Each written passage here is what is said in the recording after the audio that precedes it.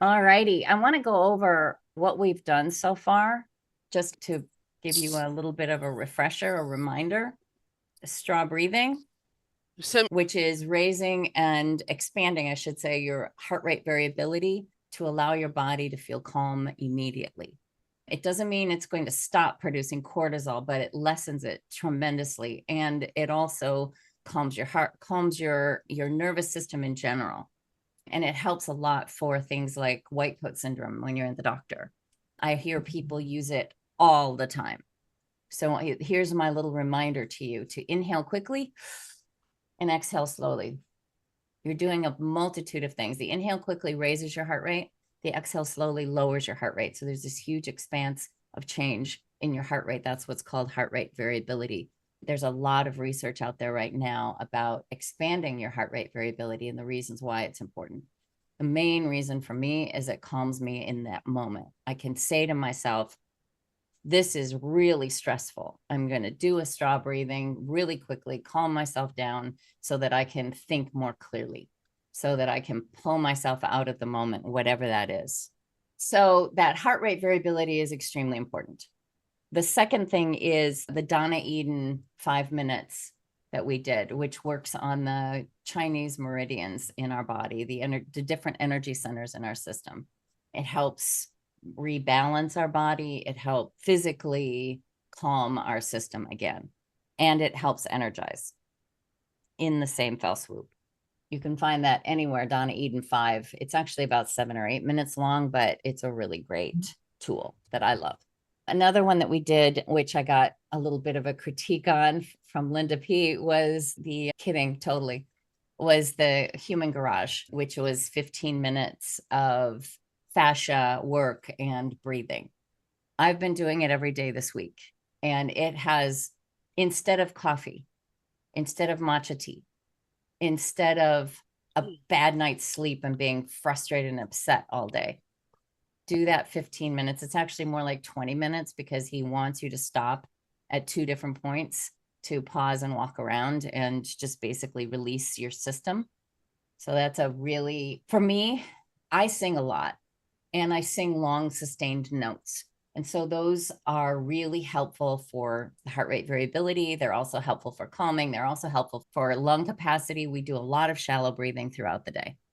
And the singing at the top of my lungs is why I started calling this front loading joy, because that's what I do in the mornings as a general rule. Sometimes at 3:30 in the morning, I've had my neighbors tell me how lovely it is, and not sarcastically. So it's really nice to hear that. Yeah, I was out. I know I was out drinking my coffee and I heard your singing, and it's mostly in the summer, so things like that. But it was really probably not at sweet. 3:30 in the morning, though.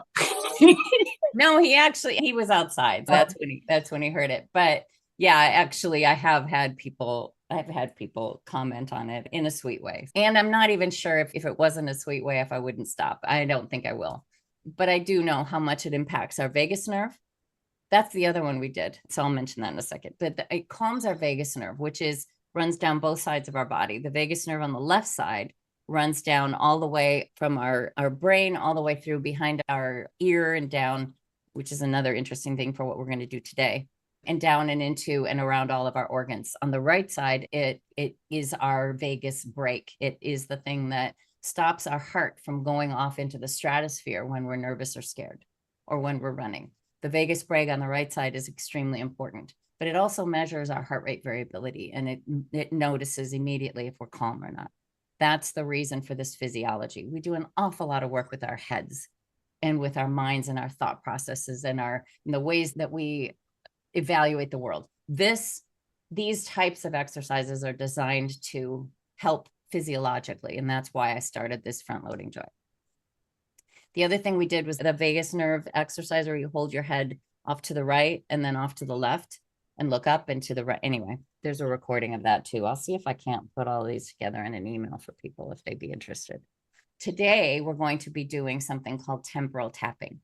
The temporal area that we're going to be tapping on is here. It starts at what is this? What is this thing? What is this thing in the Temple. The temple? Yeah, thank you. It starts at your temple. Thank you. And it works all the way around behind your ear. And so guess what is also behind your ear? The vagus nerve. The vagus nerve, exactly. And so this is doing a few different things. And we're also saying something out loud on the right side and then on the left side. And you do this 4 or 5 times a day for approximately a week, sometimes more, and it can make a huge difference. So I'm going to read you a few things and talk to you a little bit about this concept. This is a part of the book called Energy Medicine for Women from Donna Eden. This is chock full of physical exercises and movements, and it is rich. There's an entire section on weight loss, which ironically this isn't part of. But I'm going to read this really quickly, and then I'm going to get you guys a handout because there's an awful lot to this. So the temporal tap was used for pain control in ancient China, but it is now being recognized as a surprisingly effective method for breaking harmful habits and simultaneously establishing desired ones. Tapping around the temporal bone, beginning at the temples, that's the word I was looking for, and traveling around the back sides of the ears, makes the brain more receptive to learning while temporarily suspending other sensory input. It also relaxes the triple warmer, which is another energy system that maintains physiological habits. This allows you to more easily slip in a new habit. In the 70s, the founder of applied kinesiology, George Goodhart, discovered that by tapping along the cranial suture line that starts between the temporal and the sphenoidal bones, believe me, I didn't practice that, you can temporarily shift the mechanisms that filter sensory input. If you introduce a self-suggestion or spoken affirmation while you are tapping, your mind will be particularly receptive to it. The temporal tap takes advantage of the differences between the left and right hemispheres of the cerebral cortex. In most people, the brain's left hemisphere is more critical and skeptical than the right hemisphere. So statements made with a negative wording are in closer accord with the way the left hemisphere functions. Let me read that again. Statements made with the negative wording are in closer accord with the way the left hemisphere functions and are more likely to be assimilated. Such statements are tapped into the left side of the head. So on this side, this is my left. Likewise, because the right hemisphere is highly receptive to favorable input, statements that are worded positively are tapped into the right side.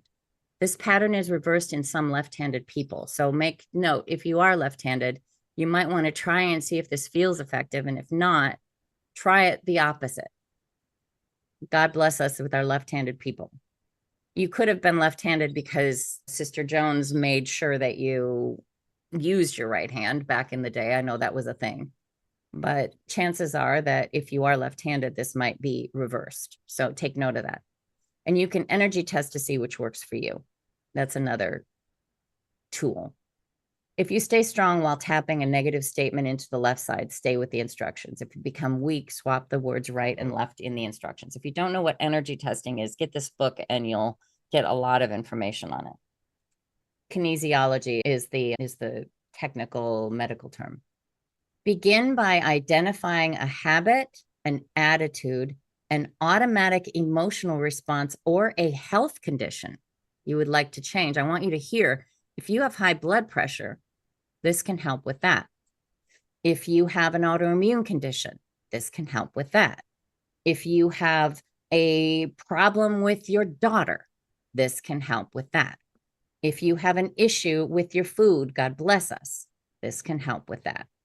So I want you to think about this in broad strokes, and I've got a ton of different statements available to you that I'll share with you after we're done with this quick reading. You might say, under pressure, I stay calm and centered. It usually helps to write out your statement. You then need to reinstate it. This is where it gets a little complicated with a negative wording.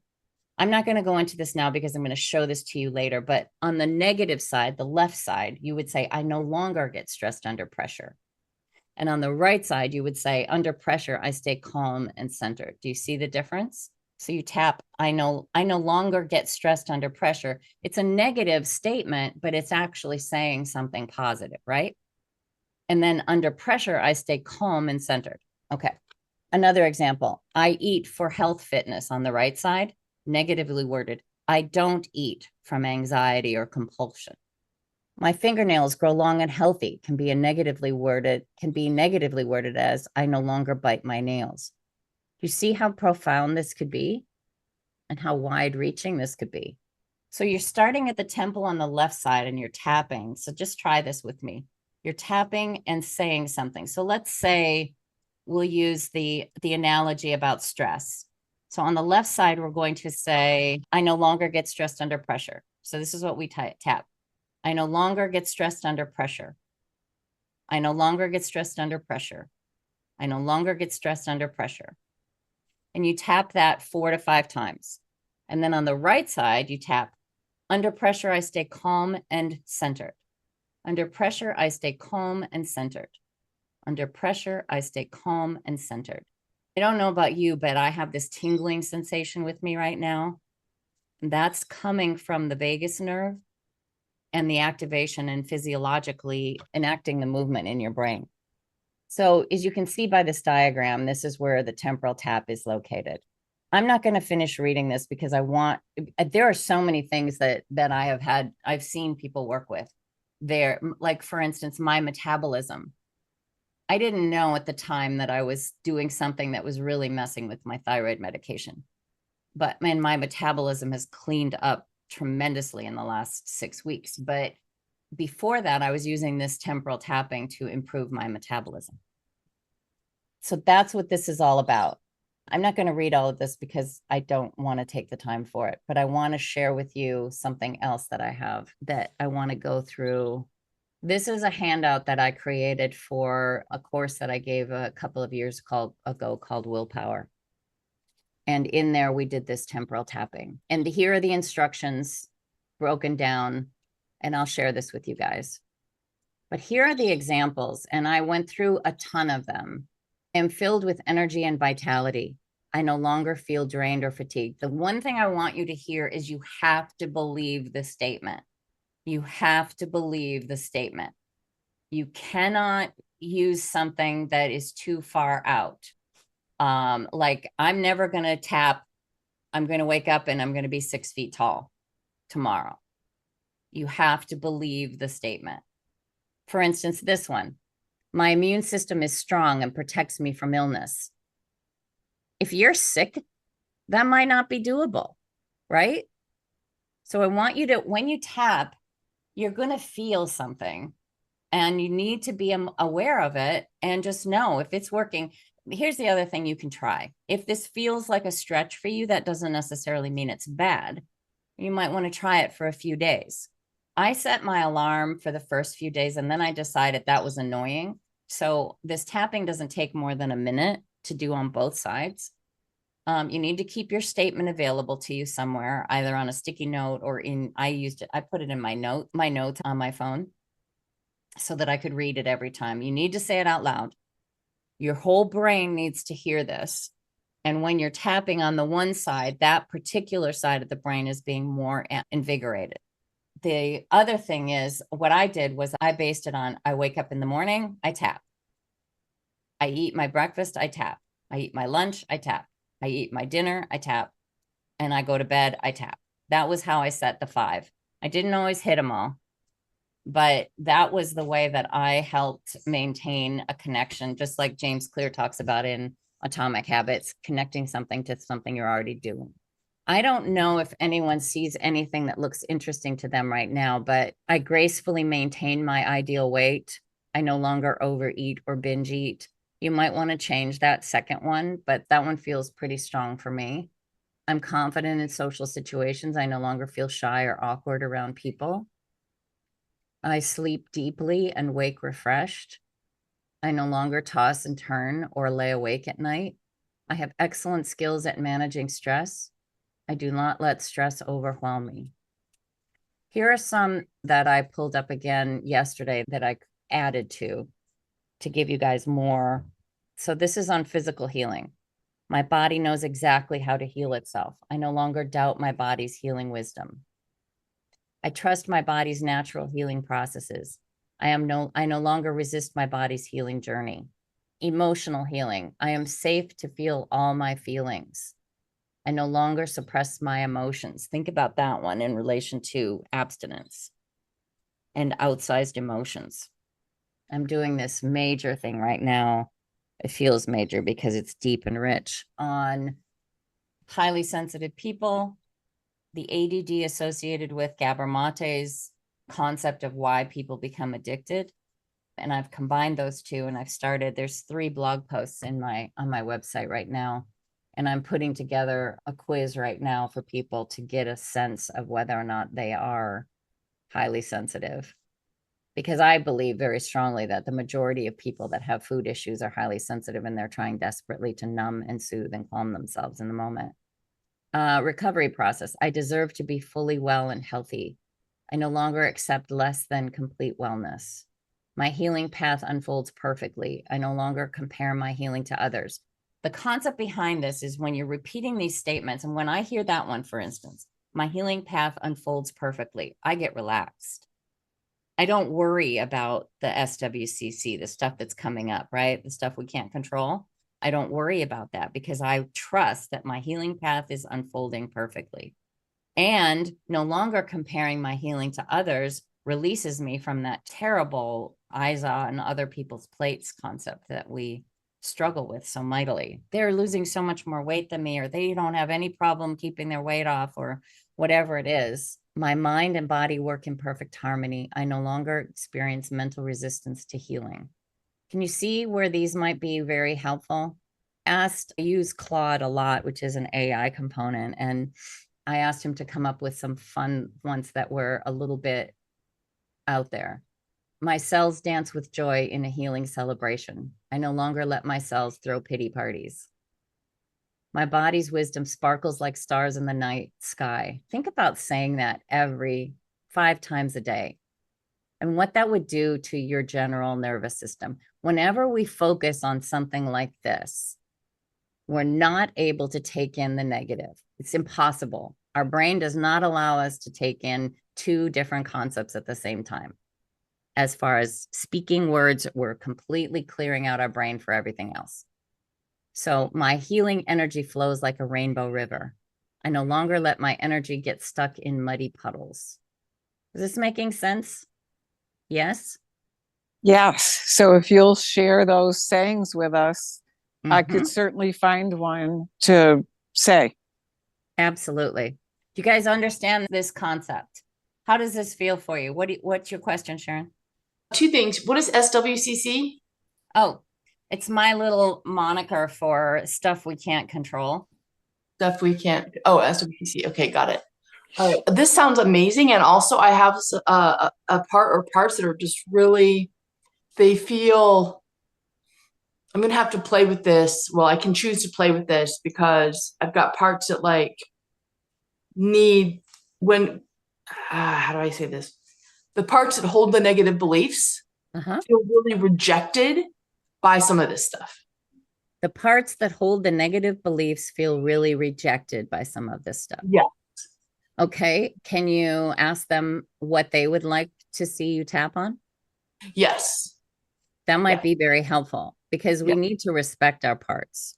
Yes. They got us here. Yes. Now, they may have a skewed perspective because of the experiences they're holding for us. Sorry. No, I see things the way they really are. And you want me to believe bullshit. That's what she said. Sorry. But anyway. No, I love that part. I love that part. I don't have a problem in the world talking. First, 2 things about me. One, I love talking about the elephant in the room, and my skin is as thick as that elephant's. So I don't have a problem in the world talking about something that it feels contrary to what I've just said. Now, I believe very strongly that your part has a reason for being. They got you here, and they're strong and supportive. And damn it, they want to drive this bus. Yes, they do. So I guess I would like to, can I ask them some questions? Sure.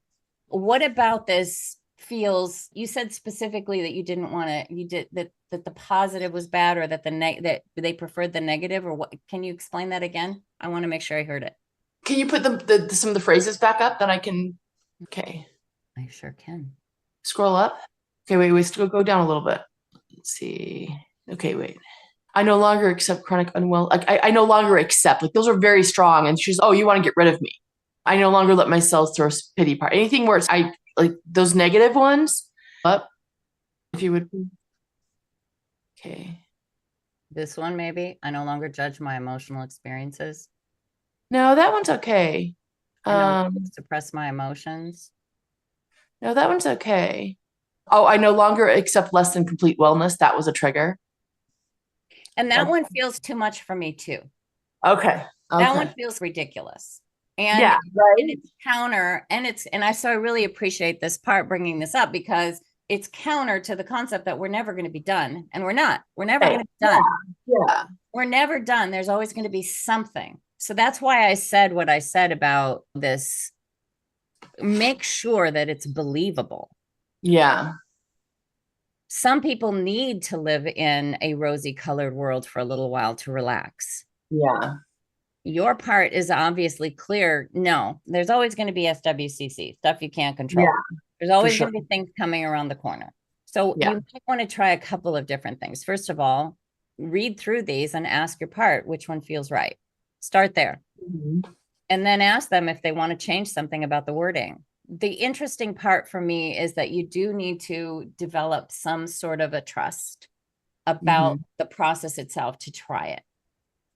And so your part may be able to help you figure out the words that will help, and then to try it and see how it feels.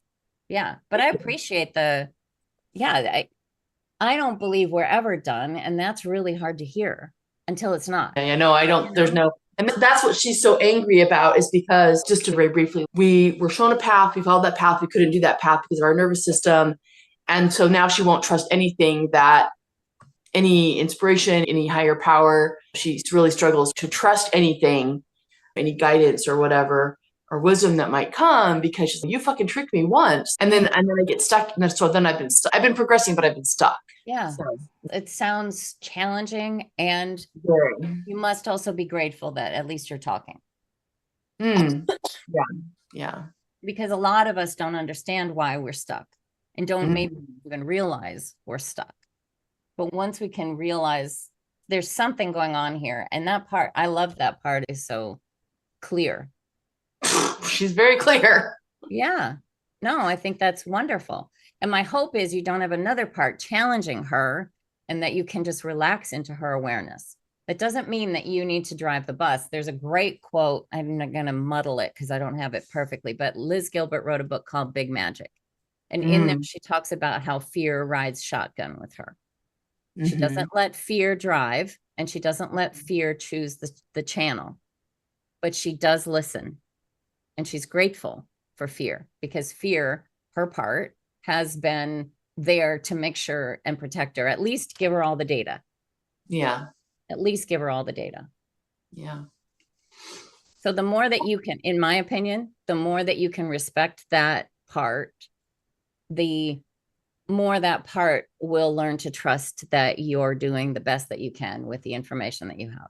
Yeah. Yeah. So I'm going to share this in a couple of places. I'll put it in as an attachment, a file attachment in the Beyond Your Weight Loss Roller Coaster Facebook group, as well as in the Magic, of course, and in the Art of Recovery. That's the course that we're offering in January. I'll put it in all of those 3 places. And if you don't find it, just message me and I'll get it to you. Okie dokie smoky. Okie dokie. All right. Remember, your physical body needs this stuff, as well as your mind needs the spiritual and the shifting and the awareness and the 1,000 things we're working on. So don't forget that. It's good to see you all. Thank you for coming. Next week, I don't know what time yet, but there will be an announcement in both the Magic and the Beyond Your Weight Loss Quote. Just like I'll create another event for everybody so that they can attend next week too. I just don't know what time yet. Bye, everybody.